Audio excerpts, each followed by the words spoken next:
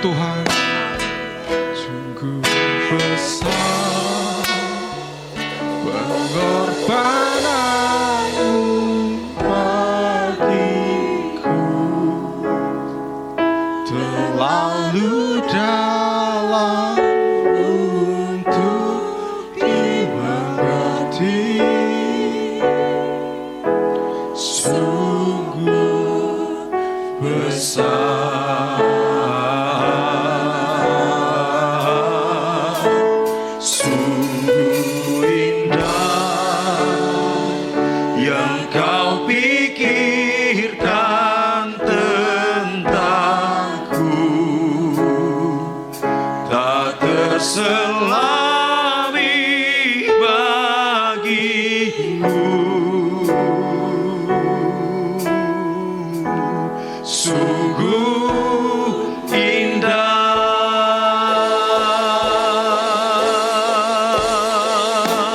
sungguh besar pengorbananmu bagiku, terlalu dalam untuk dimengerti. Sungguh besar,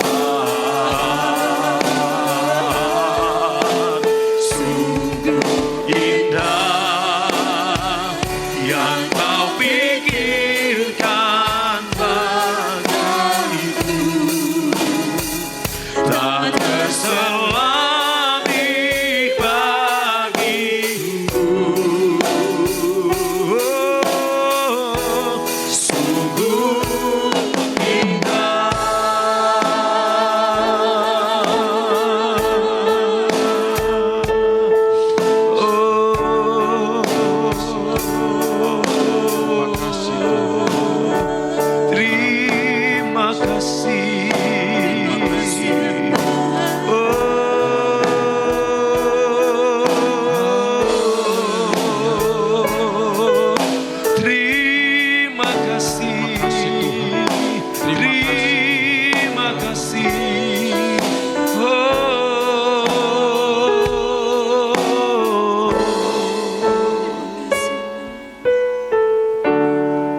Terima kasih Tuhan.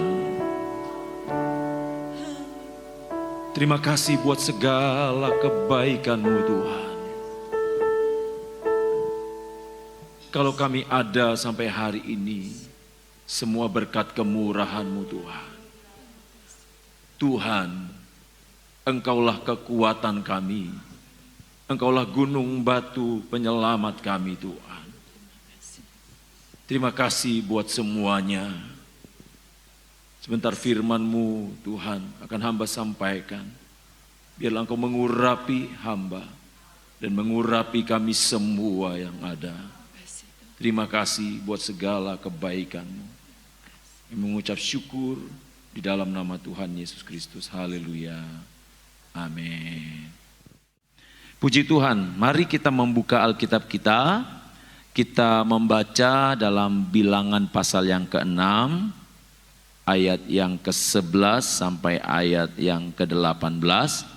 Bilangan pasal yang ke-6, ayat yang ke-11 sampai ayat yang ke-18.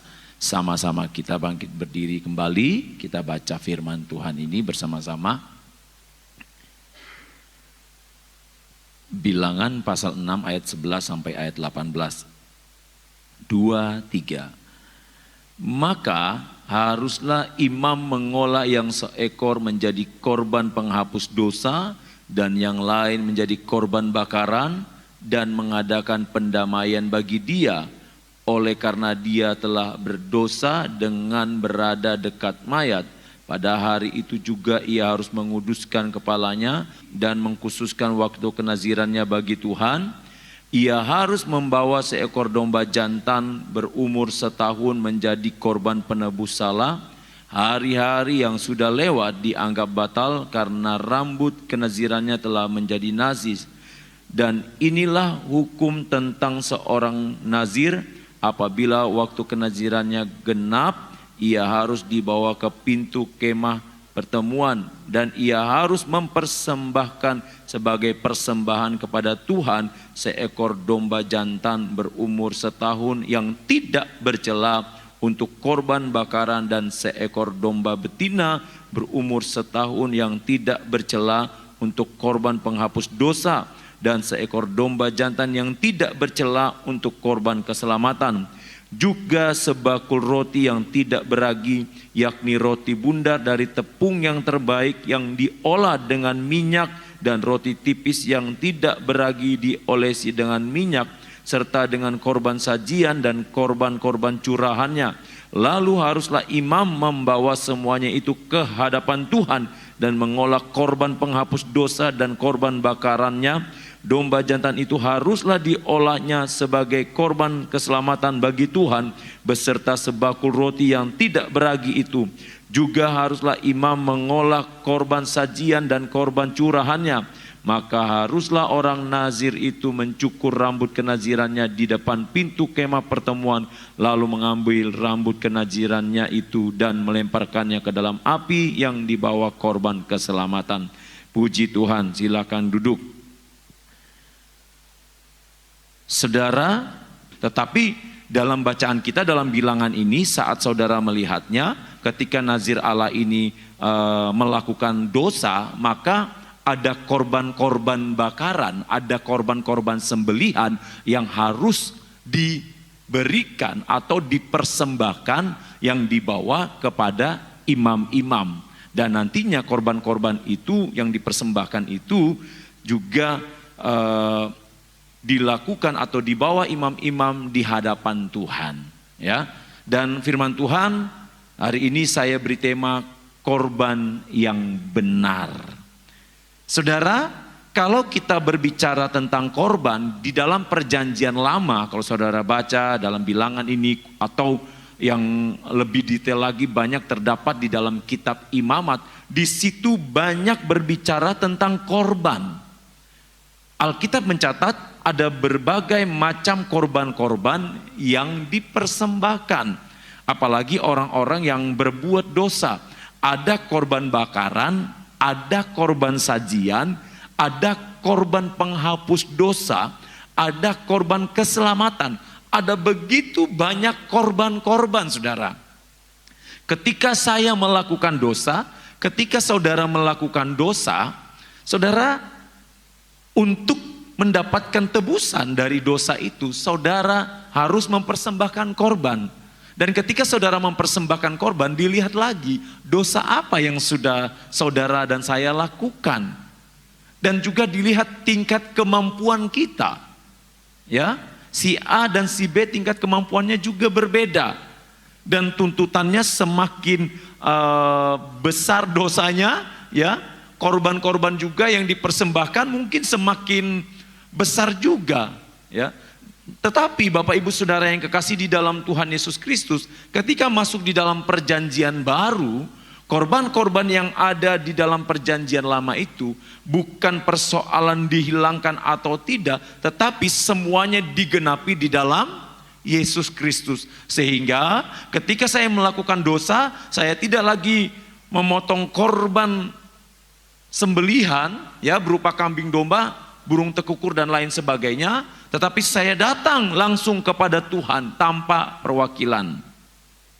Saudara bisa pikirkan, ya, betapa susahnya orang-orang yang ada pada zaman perjanjian lama. Ketika mereka melakukan dosa A, mereka harus mengambil hewan, mereka harus mengambil binatang sebagai korban penebus dosa mereka. Mereka harus menyembelih itu. Tetapi ketika mereka sembelih itu juga, mereka tidak sembelih begitu saja. Mereka harus menyerahkan kepada imam. Imam yang bertanggung jawab, ada perwakilan lagi. Sehingga kalau saudara kita mengikuti apa yang terjadi dalam perjanjian baru, di mana Yesus melakukan satu tindakan yang tegas kepada orang-orang yang ada di sekitar bait Allah. Karena apa? Karena mereka memperjualbelikan korban. Mengapa mereka memperjualbelikan korban? Karena syarat dari korban yang akan dipersembahkan adalah tidak bercacat celah. Kambing dombanya harus sehat. Sementara kalau mereka dari tempat yang jauh ingin ke bait Allah, mungkin saja hewan-hewan yang dipersembahkan itu sudah cacat di tengah jalan. Mungkin luka dan lain sebagainya. Untuk itulah mereka mengadakan jual beli korban-korban di daerah atau di sekitar bait Allah. Dan Tuhan Yesus menolak semuanya itu. Tuhan Yesus marah karena mereka melakukan hal yang salah.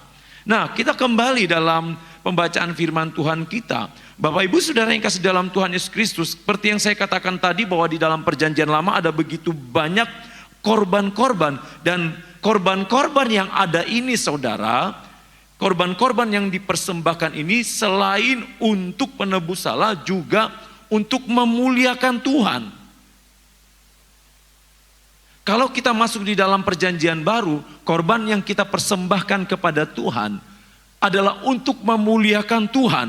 Korban yang kita persembahkan kepada Tuhan adalah korban persekutuan kita dengan Tuhan. Korban yang kita persembahkan kepada Tuhan adalah untuk kita memohon ampun di hadapan Tuhan. Bagaimana caranya? Ketika kita datang dalam pujian penyembahan di hadapan Tuhan, ketika kita masuk di dalam hadirat Tuhan, di situ kita akan merasakan jamahan Tuhan. Di situ kita akan merasakan hadirat Tuhan. Untuk itu Bapak Ibu Saudara yang kasih dalam Tuhan Yesus Kristus, saya mau beritahu kepada saudara, jangan pernah sepelekan yang namanya pujian dan penyembahan. Jangan pernah menyepelekan yang namanya hubungan mesbah doa di hadapan Tuhan. Karena mesbah doa saudara itu adalah korban yang saudara naikkan di hadapan Tuhan. Nah saudara, saya ingin terus mengajak saudara untuk berbicara lebih jauh tentang korban yang kita naikkan kepada Tuhan, korban yang benar. Nah, korban yang bagaimana yang dipersembahkan di hadapan Tuhan agar layak? Korban yang seperti apa yang harus kita persembahkan di hadapan Tuhan supaya layak? Kalau kita lihat dalam perjanjian lama, korban yang dipersembahkan di hadapan Tuhan itu syarat utama yang tidak bisa ditawar seperti yang saya katakan tadi adalah tidak bercacat celah atau tidak ada luka sedikit pun. Dengan kata lain, korban yang dipersembahkan kepada Tuhan adalah korban yang sempurna. Masalahnya yang menjadi pertanyaan saya buat saudara hari ini, adakah korban yang sempurna?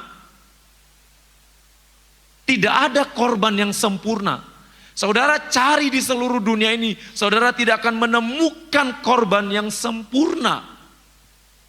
Kambing domba yang diserahkan yang tidak bercacat celah itu hanyalah seekor binatang yang tidak mungkin bisa menghapus dosa manusia. Karena sekali lagi sumbernya berasal dari kita sendiri sebagai manusia. Di mana kita sendiri yang harus datang kepada Tuhan. Kambing domba itu hanyalah wadah, hanyalah sarana yang dipakai. Dan kalau saudara perhatikan di zaman perjanjian lama, saudara akan menemukan ada begitu banyak persembahan-persembahan yang dinaikkan oleh tokoh-tokoh Alkitab di hadapan Tuhan, yang ada di dalam Alkitab. Jadi Bapak Ibu Saudara yang kasih dalam Tuhan Yesus Kristus, korban yang dipersembahkan di hadapan Tuhan, yang harus kita persembahkan adalah korban yang sempurna.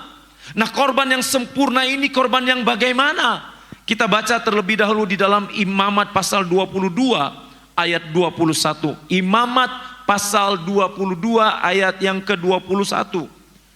Juga apabila seseorang mempersembahkan kepada Tuhan korban keselamatan sebagai pembayar nazar khusus atau sebagai korban sukarela dari lembu atau kambing domba, maka korban itu haruslah yang tidak bercela. Supaya apa? Supaya Tuhan berkenan akan dia. Supaya Tuhan berkenan akan dia. Janganlah badannya bercacat sedikit pun. Jadi Bapak Ibu Saudara, saya tekankan kembali bahwa korban yang sempurna di hadapan Tuhan adalah korban yang tidak bercacat celah. Nah, persoalannya Bapak Ibu Saudara, seperti yang sudah saya sampaikan, yang tidak bercacat celah ini yang bagaimana? Kalau dalam kehidupan kita sebagai umat perjanjian baru, yang tidak bercacat celah ini yang bagaimana? Korban yang bagaimana? Saudara, ketika saya dan saudara datang ke rumah Tuhan untuk memuji Tuhan, untuk memuliakan Tuhan, tetapi kita tidak membereskan hati kita di hadapan Tuhan, ada kepahitan, ada kebencian, ada sakit hati, berarti kita tidak sedang memberikan persembahan atau korban yang sempurna di hadapan Tuhan. Berarti korban yang kita naikkan di hadapan Tuhan ada celah atau bercacat celah. Firman Tuhan katakan Tuhan mau bahwa korban yang kita berikan adalah korban yang tidak bercacat celah, yang sempurna. Saudara, Tuhan katakan bahwa Tuhan bukan datang untuk mencari orang benar. Tuhan datang mencari orang yang berdosa. Itu benar saudara, itu tidak salah dan itu firman Tuhan katakan. Tetapi jangan lupa ketika Tuhan datang kembali, Tuhan mencari orang-orang yang menurut Tuhan dia layak untuk ada di dalam kerajaan surga. Nah kalau kita berbicara korban, kita kembali lagi saudara, kalau kita berbicara tentang korban, korban ini bukan sesuatu yang mudah sebenarnya saudara. Kalau dalam perjanjian lama sekali lagi dikaitkan dengan dosa, dikaitkan dengan kehidupan yang salah. Nah kita umat perjanjian baru sebenarnya begitu mudah Tuhan fasilitasi saudara. Tuhan hanya minta kepada kita, kalau engkau berbuat salah, datanglah kepadaku, masuk di dalam kamar, mari bersekutu denganku, berdoa. Ya Tuhan hanya mau kita membangun hubungan yang intim, kita mengaku dosa kita di hadapan Tuhan. Tanpa harus diwakili oleh siapapun.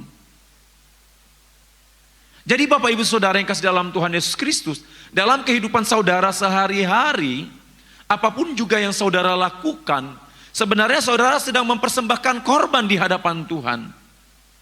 Kalau di dalam pekerjaan firman Tuhan katakan begini saudara, apapun juga yang dikerjakan oleh tanganmu, yang dijumpai oleh tanganmu, lakukanlah semuanya itu seperti engkau melakukannya untuk Tuhan.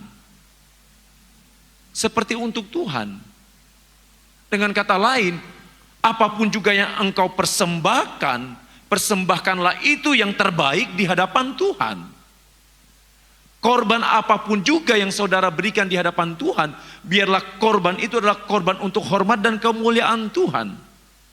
Pekerjaan saudara di dalam keluarga, dalam rumah tangga, dalam hal apapun itu juga.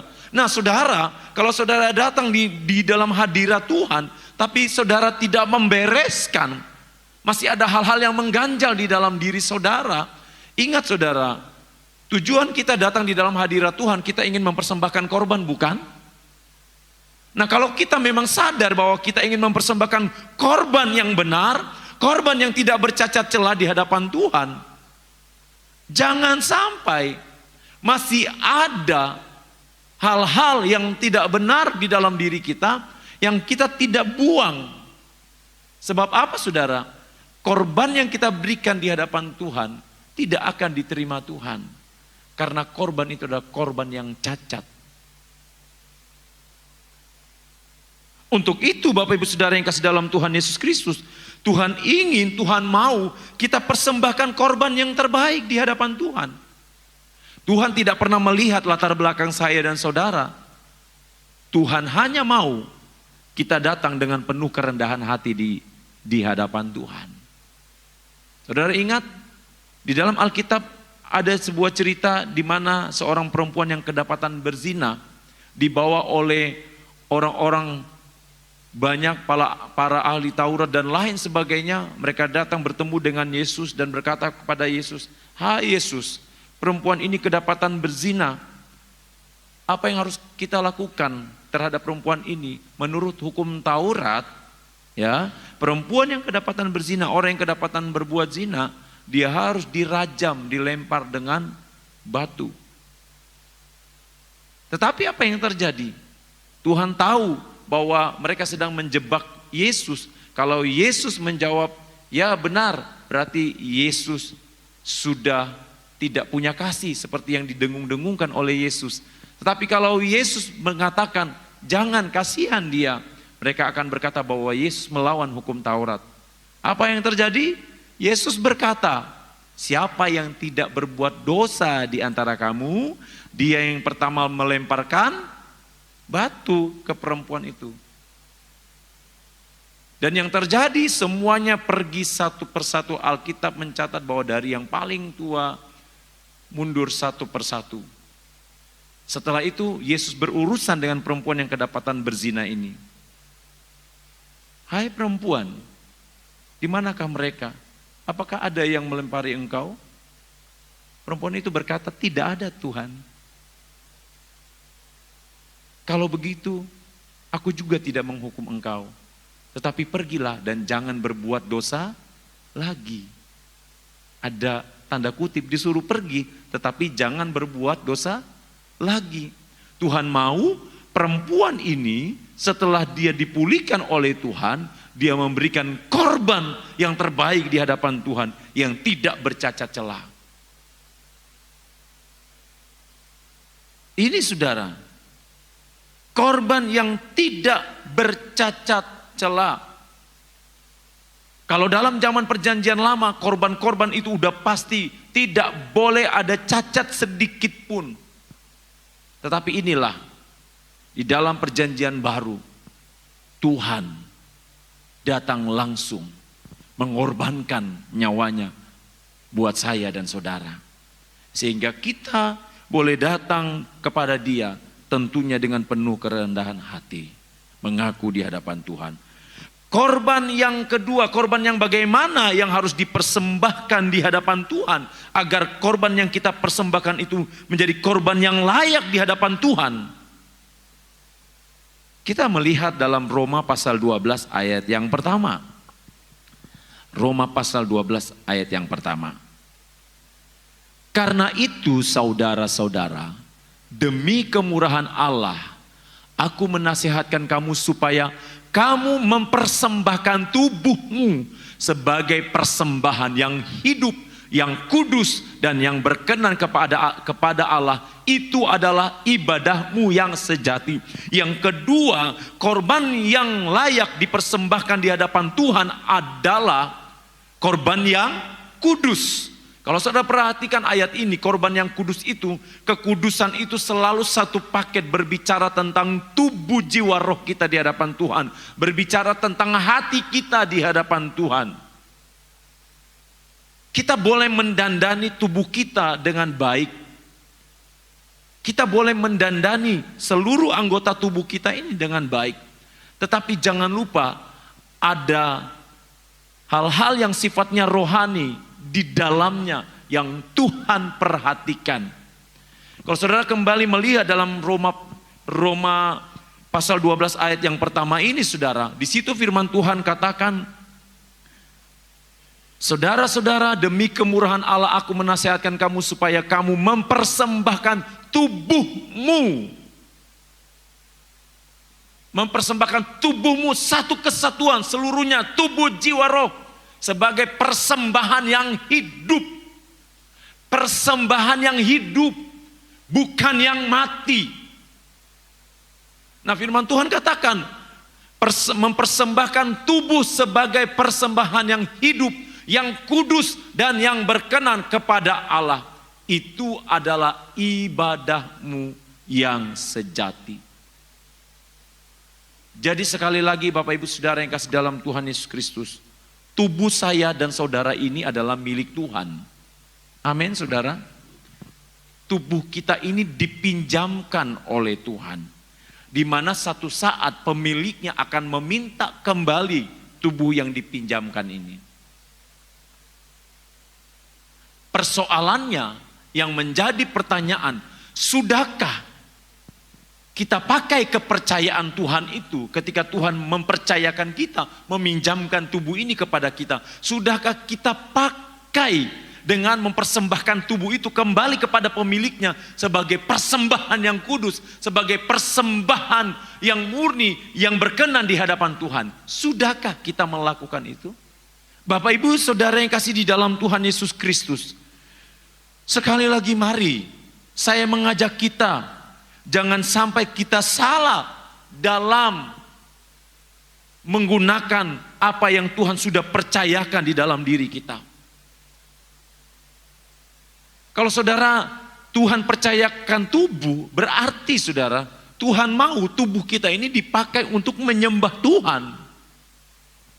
Dipakai untuk menyembah Tuhan. Kan sebagai korban di hadapan Tuhan. Pakai untuk menyembah Tuhan. Masa 1 jam firman Tuhan katakan, tidak bisakah engkau berjaga-jaga di hadapanku selama 1 jam saja? Walaupun itu bukan menunjukkan angka 1 jam seperti jam dinding dari jam 6 ke jam 7 saudara. Tetapi yang Tuhan mau, tidak bisakah kita membangun hubungan yang intim dengan Tuhan dalam sehari 24 jam?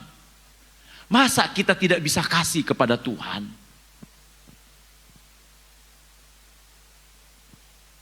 Bapak Ibu Saudara yang kasih dalam Tuhan Yesus Kristus, saya ingatkan kembali kepada saudara dalam kita memberikan tubuh kita sebagai persembahan yang hidup, dalam kita memuji Tuhan, menyembah Tuhan di dalam rumah Tuhan. Saudara tahu, salah satu yang menyebabkan korban persembahan kita di hadapan Tuhan bercacat celah, salah satunya adalah fokus kita terbagi. Zaman sekarang ini teknologi sudah luar biasa. Handphone saya ada di tangan saya. Saya mau pakai untuk apa ketika beribadah? Saya mau pakai untuk memang benar-benar untuk Alkitab? Ataukah saya multi sambil Alkitab, sambil saya lihat WA, sambil saya lihat Instagram, sambil saya lihat TikTok, sambil saya lihat Facebook, sambil saya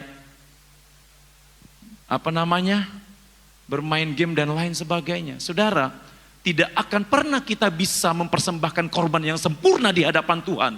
Bahkan korban kita akan menjadi kekejian di hadapan Tuhan kalau kita pakai ini multi di hadapan Tuhan.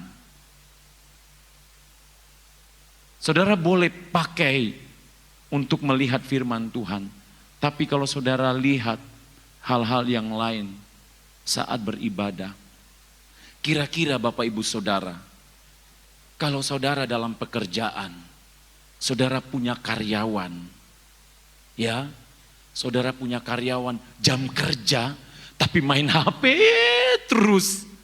Kira-kira menurut saudara itu bagus nggak? Saya yakin saudara tidak akan senang. Benar saudara? Apalagi di hadapan Tuhan saudara. Apalagi di hadapan Tuhan. Persembahan kita akan menjadi kekejian di hadapan Tuhan. Kalau kita tidak melakukan dengan benar, itu sama saja kita sudah menghina hadirat Tuhan. Tuhan mau korban yang kudus, bukan? Benar saudara? Tuhan mau kita persembahkan korban yang kudus. Tuhan mau kita persembahkan korban yang benar di hadapan Tuhan. Nah, kalau korban yang benar itu kita praktekkan dan Tuhan kasih tubuh kita, berarti kita yang mengendalikan tubuh kita, bukan? Kita yang harus kendalikan tubuh kita. Kita bawa kepada Tuhan. Benar-benar kita fokus kepada Tuhan. Dan korban-korban yang diberikan itu bukan tanpa tujuan, Bapak Ibu Saudara. Korban-korban yang kita berikan di hadapan Tuhan, yang kita naikkan di hadapan Tuhan, itu ada tujuannya. Supaya apa? Supaya kita berkenan di hadapan Tuhan. Supaya hidup kita ini berkenan di hadapan Tuhan. Siapa sih yang tidak punya salah? Semua orang punya salah. Tetapi jangan biarkan kita menambah kesalahan kita dengan hal-hal yang lain yang menyakiti hati Tuhan. Semua orang pernah salah, tapi Tuhan mau kita memperbaiki diri kita seperti Tuhan katakan kepada perempuan yang kedapatan berzina itu. Nah, Bapak Ibu Saudara, saya ingin memberikan kepada saudara beberapa contoh Alkitab atau contoh-contoh Alkitab orang-orang yang mempersembahkan korban dengan cara yang salah dan cara yang benar. Kita lihat yang pertama, contoh tokoh Alkitab yang mempersembahkan korban yang salah. Di dalam 1 Samuel pasal yang kedua ayat 12 sampai 17. 1 Samuel pasal 2 ayat 12 sampai 17. Ya, saya akan bacakan kepada saudara. Adapun anak-anak lelaki Eli adalah orang-orang dursila, mereka tidak mengindahkan Tuhan ataupun batas hak para imam terhadap bangsa itu. Setiap kali seseorang mempersembahkan korban sembelihan, perhatikan baik-baik saudara ayat ini, sementara daging itu dimasak, datanglah bujang imam membawa garpu bergigi 3 di tangannya. Saya nggak ada contohnya nih. Dan dicucukannya ke dalam bejana atau ke dalam kuali atau ke dalam belanga atau ke dalam periuk. Segala yang ditarik dengan garpu itu ke atas diambil imam itu untuk dirinya sendiri. Demikianlah mereka memperlakukan semua orang Israel yang datang ke sana, ke Silo. Bahkan sebelum lemaknya dibakar, bujang imam itu datang lalu berkata kepada orang yang mempersembahkan korban itu, berikanlah daging kepada imam untuk dipanggang, sebab ia tidak mau menerima daripadamu daging yang dimasak, hanya yang mentah saja. Apabila orang itu menjawabnya, bukankah lemak itu harus dibakar dahulu, kemudian barulah ambil bagimu sesuka hatimu, maka berkatalah ia kepada orang itu, sekarang juga harus kau berikan, kalau tidak aku akan mengambilnya dengan kekerasan. Dengan demikian sangat besarlah dosa kedua orang muda itu di hadapan Tuhan, sebab mereka memandang rendah korban untuk Tuhan. Saudara perhatikan ayat ini. Ini anak-anak Imam Eli, pemimpin. Dan anak-anak ini imam juga. Ini hamba Tuhan. Dikatakan hamba-hamba Tuhan ini, padahal firman Tuhan sudah bilang mereka sudah punya hak, sudah punya bagian. Tapi saudara lihat anak-anak Imam Eli ini, mereka mengambil dengan cara yang tidak benar. Karena firman Tuhan katakan harusnya dibakar dulu, dipersembahkan, ya, baru diambil haknya. Tapi saudara lihat, diambil, dia datang membawa garpu yang besar, masih sementara dimasak, garpunya ditancapkan ke dagingnya, diambil. Saudara, aduh, saya nggak ngerti saudara ya, makanya saudara berdoa buat hamba Tuhan di tempat ini, buat saya dan Ibu Gembala, berdoa buat anak kami, buat Gelvin, saudara. Ini tidak mudah saudara, ya, ini tidak mudah, ini tidak mudah. Kesalahan terbesar yang dilakukan oleh anak-anak Imam Eli, mereka sudah menghina Tuhan. Menghina Tuhan dengan cara apa? Mengambil korban yang bukan menjadi bagian mereka. Dan mereka juga mengambil korban dengan cara yang salah. Ini ngeri sekali saudara. Dan saudara tahu apa yang terjadi dengan anak-anak Imam Eli. Kalau saudara baca di dalam 1 Samuel pasal 4 ayat yang ke-4 sampai ayat yang ke-11, saudara akan menemukan mereka mati. Coba kita perhatikan 1 Samuel pasal 4 ayat 4 sampai ayat yang ke-11. Ayat yang ke-11 bisa ditayangkan, ditampilkan. Lagi pula tabut Allah dirampas dan kedua anak Eli, Hofni dan Pinehas tewas. Ini ada ceritanya ya saudara, saya tidak perlu sampaikan kepada saudara, saudara bisa baca dalam 1 Samuel pasal yang ke-4 ya. Saudara bisa bacakan, bisa baca semuanya itu. Tetapi intinya yang mau saya katakan kepada saudara, ketika mereka bermain-main dengan korban, ya, mereka bermain-main dengan korban persembahan, dengan korban bakaran, maka yang terjadi seperti itu saudara. Mereka bermain-main. Ini hamba Tuhan loh saudara. Ini Tuhan ingatkan juga buat saya. Untuk berhati-hati akan hal ini. Tamak sekali saudara. Anak-anak Imam Eli ini. Padahal mereka sudah punya bagian. Tapi semuanya diambil. Semuanya diambil. Nah ini ngeri sekali saudara. Kita lihat contoh yang kedua. Contoh yang kedua yang mempersembahkan korban dengan cara yang salah. Kejadian pasal 4 ayat yang ketiga sampai ayat yang kelima. Kejadian pasal yang keempat ayat yang ketiga sampai ayat yang kelima. Setelah beberapa waktu lamanya maka Kain mempersembahkan sebagian dari hasil tanah itu kepada Tuhan sebagai korban persembahan. Habel juga mempersembahkan korban persembahan dari anak sulung kambing dombanya, yakni lemak-lemaknya, maka Tuhan mengindahkan Habel dan korban persembahannya itu. Tetapi Kain dan korban persembahannya tidak diindahkannya. Lalu hati Kain menjadi sangat panas dan mukanya muram. Saudara, menurut aturan dalam mempersembahkan korban, ya, menurut aturan seharusnya ada korban yang disembelih, ya. Ada darah yang tercurah. Habel sudah melakukan apa yang benar. Kain sudah melakukan dengan caranya sendiri. Kain mempersembahkan hasil pertaniannya. Seharusnya Kain tahu aturannya. Pasti orang tuanya sudah memberitahukan bahwa untuk mempersembahkan korban di hadapan Tuhan, yaitu ada darah tercurah, ada korban binatang yang disembeli. Tetapi Kain tidak melakukan itu. Sehingga firman Tuhan katakan bahwa apa yang dipersembahkan oleh Kain ditolak oleh Tuhan.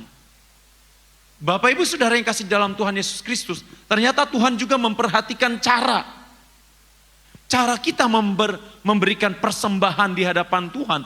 Tubuh kita, kehidupan kita, apapun juga yang saudara persembahkan di hadapan Tuhan dalam kehidupan sehari-hari, apapun itu bentuknya, ternyata Tuhan juga perhatikan caranya.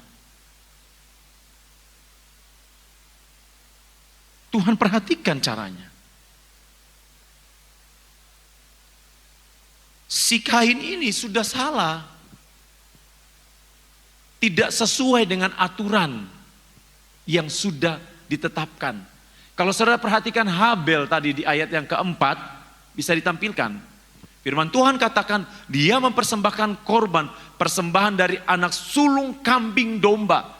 Persembahan dari anak sulung kambing domba, yaitu lemak-lemaknya, maka Tuhan mengindahkan Habel dan korban persembahannya. Habel mempersembahkan yang terbaik. Dari semuanya Habel persembahkan yang terbaik. Habel mengikuti apa yang sudah disampaikan oleh firman Tuhan. Habel mengikuti mungkin apa yang sudah disampaikan oleh orang tuanya. Bapak Ibu Saudara yang kasih di dalam Tuhan Yesus Kristus, Tuhan tidak pernah menilai berapa besar yang kita kasih ke Tuhan. Entahkah itu uang kita, entahkah itu waktu kita, ya, ataukah tenaga kita. Tetapi yang Tuhan lihat dari diri kita, hati kita. Bagaimana saat kita mempersembahkan korban di hadapan Tuhan. Saat kita mau datang menyembah Tuhan, hati kita ini bagaimana waktu kita mau menyembah Tuhan. Jangan sampai saudara datang menyembah Tuhan, tetapi pada saat saudara datang menyembah Tuhan, pikiran saudara kemana-mana, tidak fokus kepada Tuhan.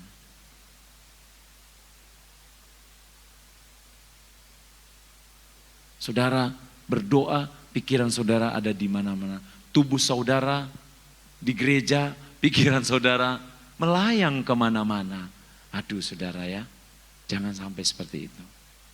Kita belajar dari anak Imam Eli dan juga Kain. Ada contoh lain lagi, Ananias dan Safira. Di dalam Kisah Para Rasul 5 ayat yang pertama sampai ayat yang ke-10. Sepasang suami istri yang bersekongkol melakukan tindak kejahatan. Firman Allah mencatat bahwa mereka mempersembahkan korban tidak seperti jumlah yang mereka sudah janjikan. Kalau saudara baca ya dari ayat yang pertama, ada seorang lain yang bernama Ananias, ia beserta istrinya Safira menjual sebidang tanah.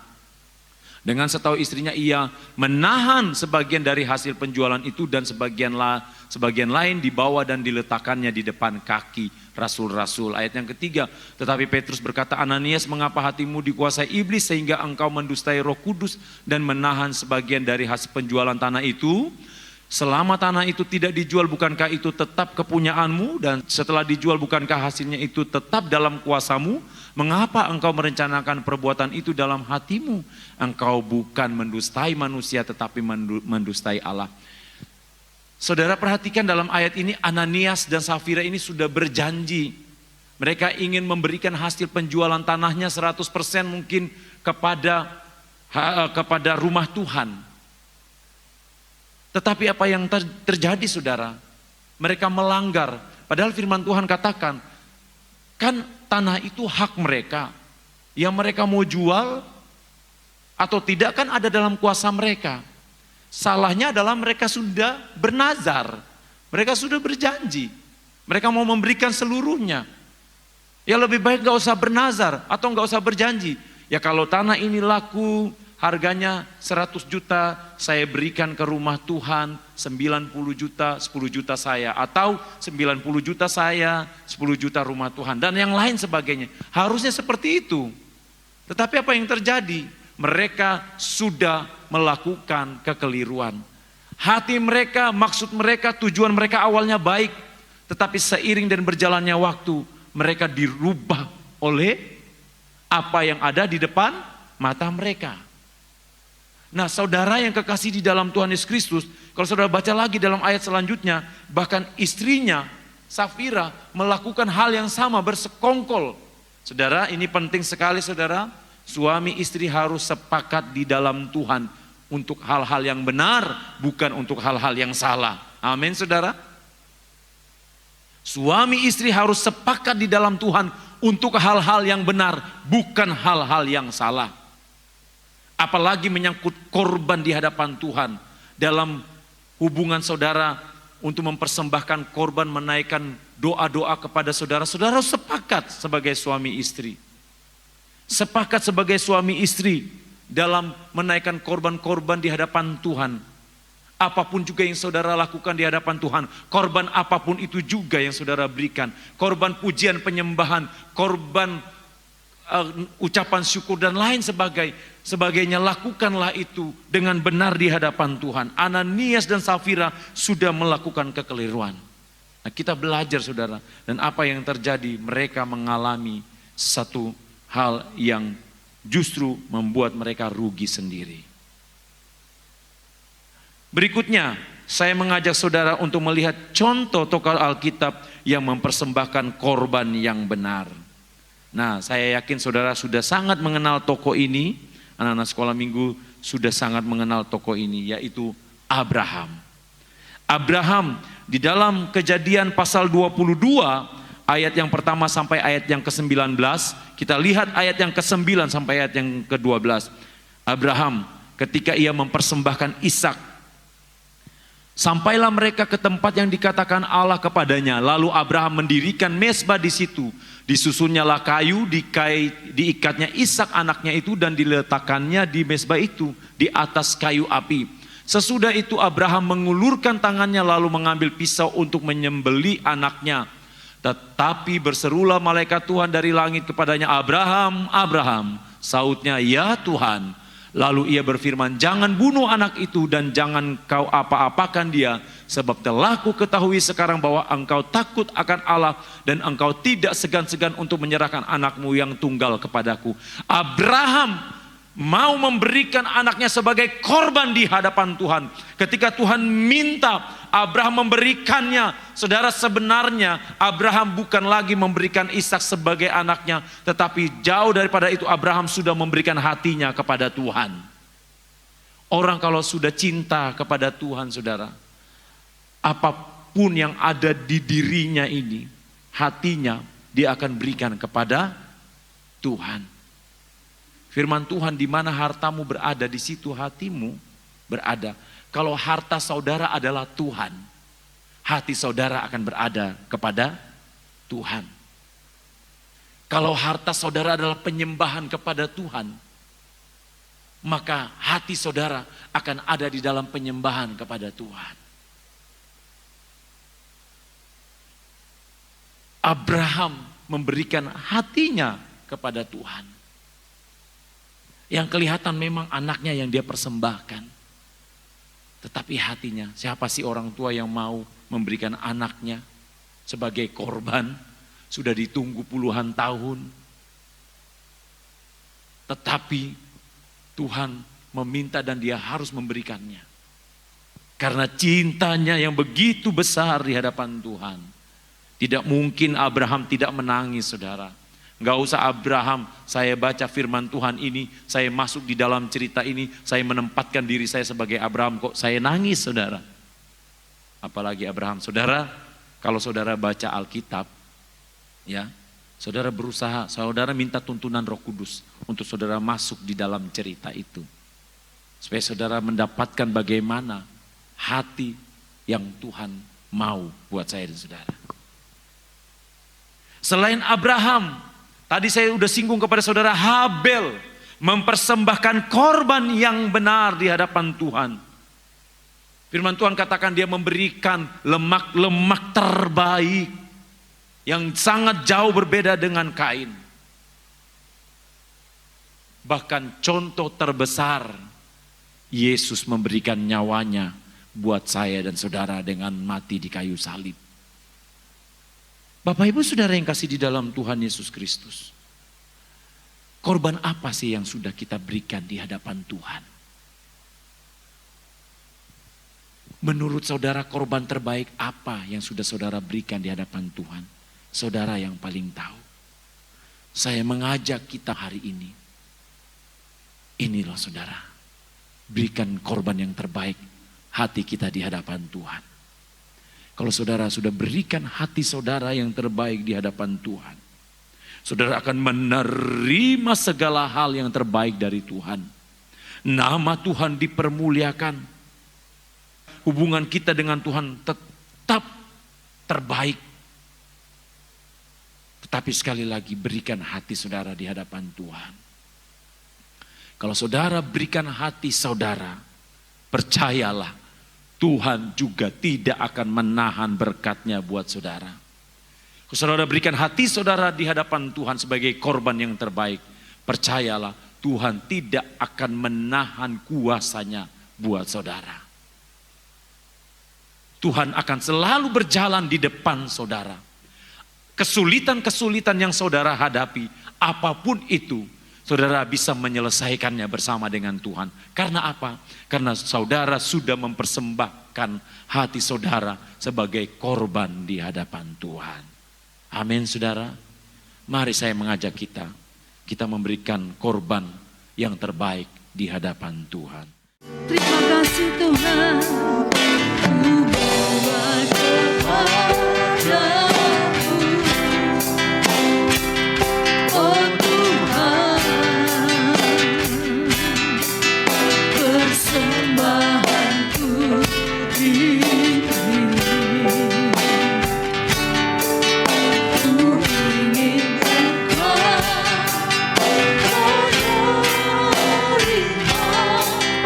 Korban syukurku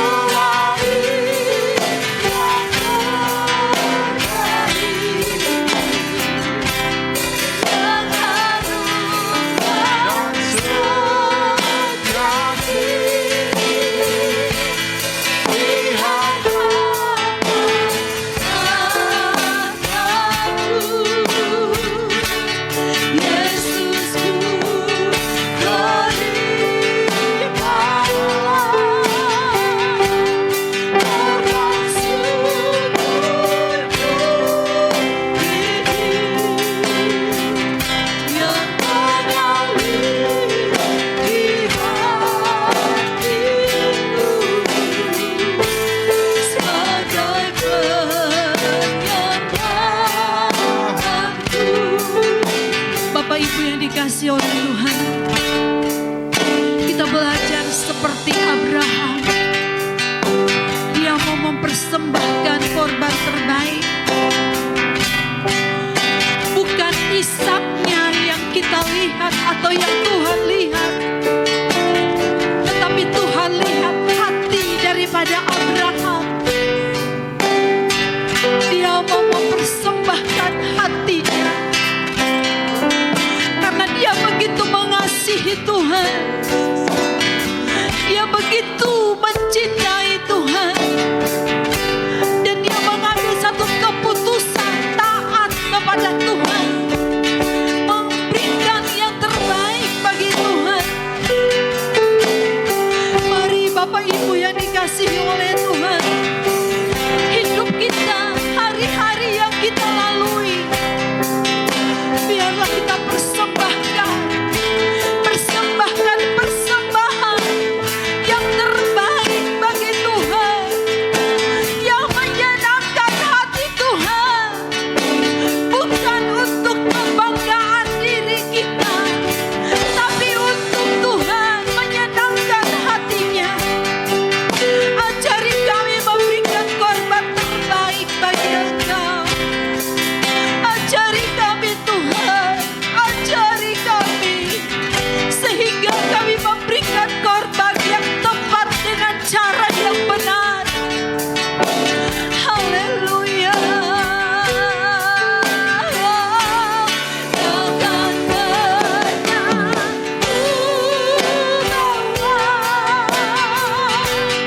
selain yang terbaik,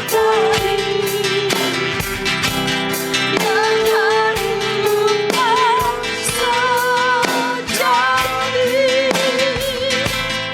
di hadapan tahta-Mu. Yesusku, terima dan bersyukurku ini yang mengalir di hatiku,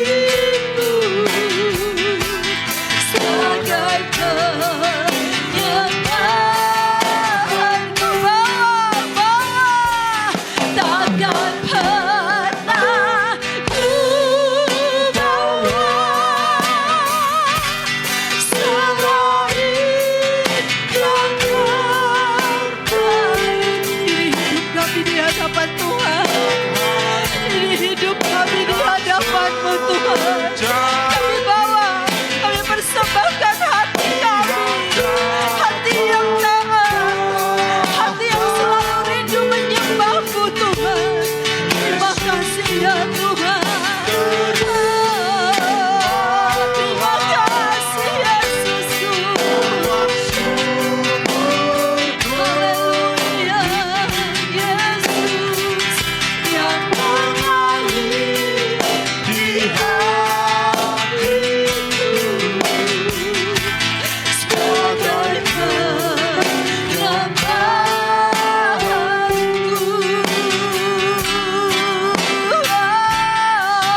Kami bawa setiap hati kami, kami bawa hati yang menyembah. Haleluya.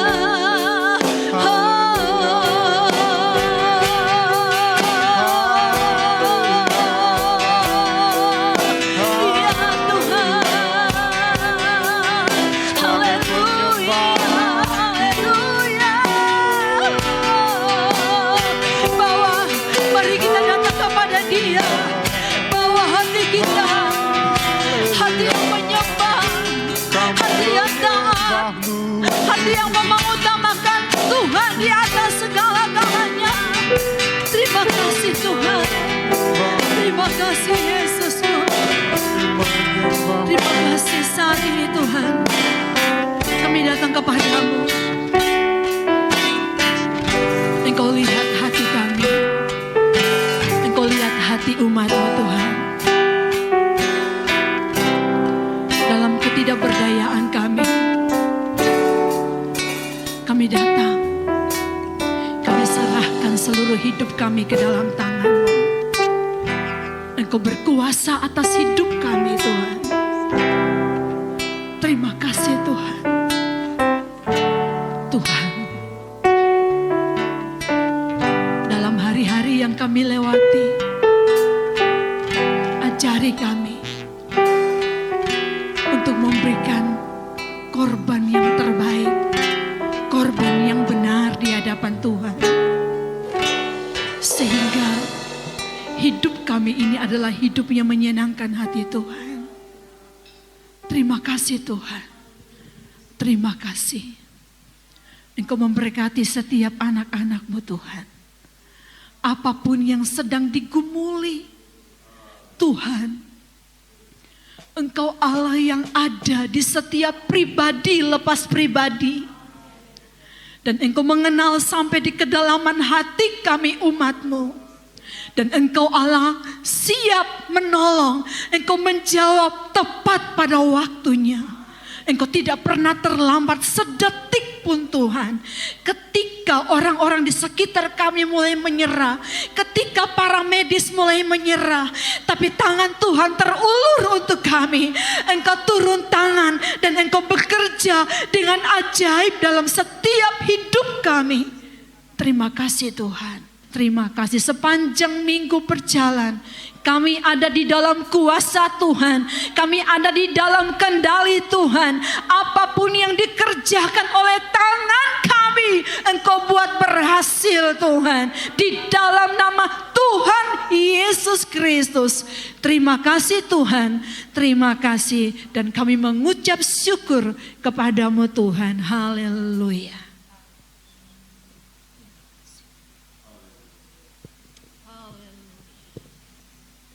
Jemaat yang dikasihi Tuhan, mari kita mengangkat tangan kita menerima berkat Tuhan.